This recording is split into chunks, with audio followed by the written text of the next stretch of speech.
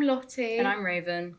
And our research is about the impact of school-related stress and how it's further impacted by waiting for gender-affirming care. Welcome to The Unspoken Impact Spoken.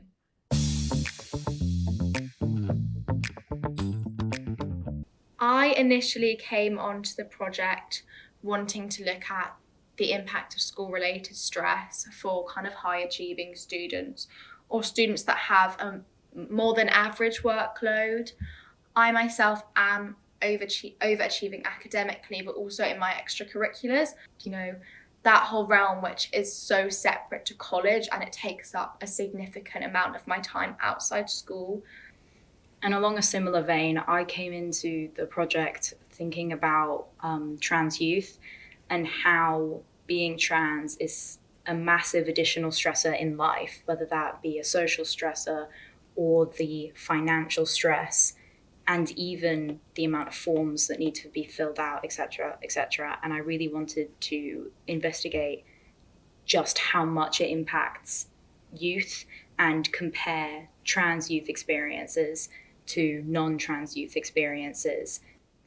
But then me and Raiyvn met doing the project. We got along really well and kind of got talking about each other's ideas. And I personally, openly saying I didn't actually know much about young trans people's experiences, and I was so interested in what Raiyvn had to say, and I wanted to learn more. And equally Raiyvn. Yeah, both of my siblings overachieved inside and outside of school, and so had a lot of stress. And so we began writing our survey, and we thought about doing interviews. Then with both of our workloads, we realised that it was not feasible. Not achievable. At all. We looked up a stress scale, which we found one called the PSS-10, and put that into our survey first off. And then we wanted qualitative data and quantitative data. A lot of key themes that came out of the schools-related stress part of our research was academic pressure, social environment and peer relationships, sensory stresses, a lack of inclusive support and barriers to effective mental health support. Students frequently describe stress as being linked to workload, organisation and expectations around performance. We got comments like, I wish teachers didn't put as much pressure on grades or tests, but also beyond that, just the school environment itself, busy corridors and classrooms, being away from home. And when there are massive barriers to effective mental health support, how do you overcome that?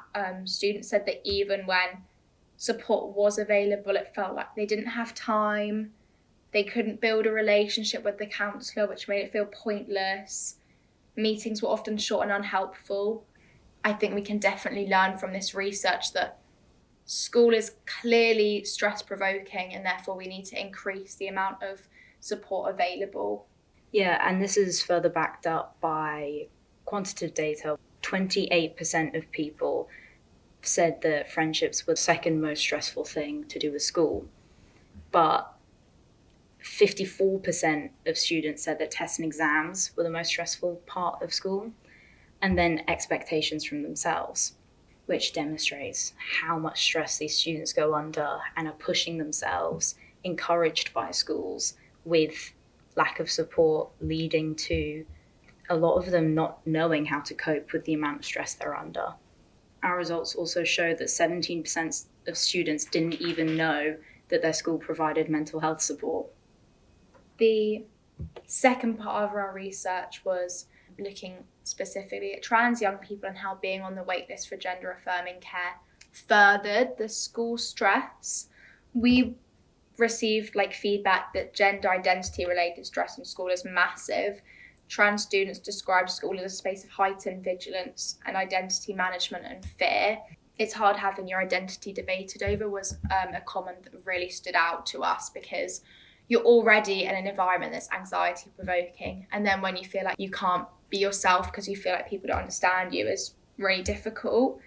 We've got a comment here that says 3-4 year struggle on the wait list. With that going alongside the stress of school, it must be so difficult for these students. 100%. And the mean stress score for students was 25 out of 40, which suggests that 62% stressed on this scale. And trans students have so many extra stressors, as we see in the qualitative data and the personal accounts. There was not a single person in our survey that suggested school was not significantly stressful to them. And that is massive, because we spend so much of our young adulthood, childhood in school. Seeing the results, as I'm analysing them, one participant scored 37 out of 40 on their stress scale. And you can understand their stress with all the different age ranges that we had, 13 to 18. There were so many different aspects and perspectives, and it provides evidence of the things that we see every day.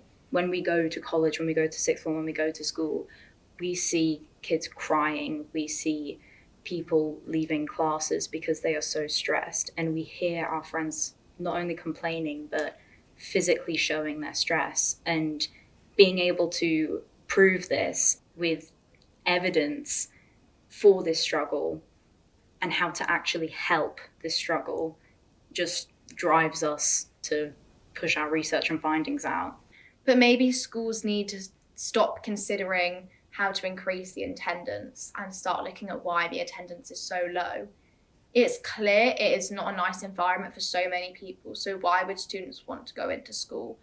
We need to work together to make it a better place.